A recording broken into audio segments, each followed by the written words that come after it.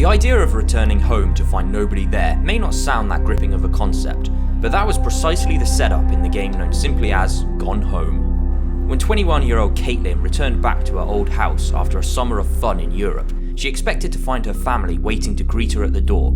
However, she was instead met by no one. The story is all about finding out what happened here and, more importantly, discovering the truth about where everybody went, in particular her sister Sam.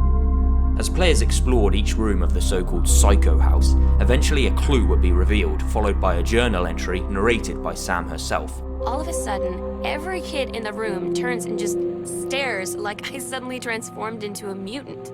A variety of objects and items could be picked up and interacted with, providing little snapshots into the characters' lives.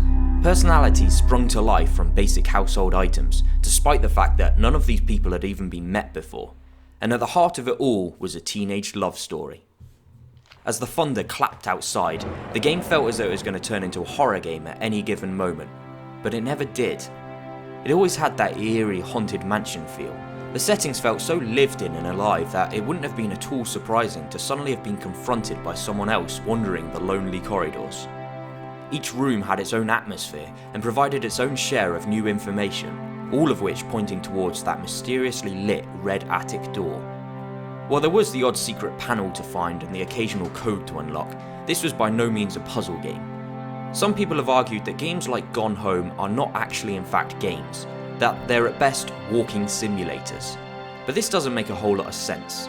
Sure, they may not involve combat, puzzle solving, or even a way of getting a game over, but they're still games. They're still an interactive way of telling a story.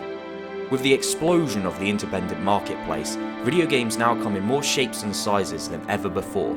There's so much variety and imagination out there that thankfully there's something to accommodate to everybody's taste. Gone Home may not have been every gamer's cup of tea, but to many it provided an intriguing, unnerving experience that won't be forgotten anytime soon. Thanks for watching. If you enjoyed this review, then why not subscribe to A's Gaming Moments? And if you want to message me, catch me on Twitter at A's Gaming Moments.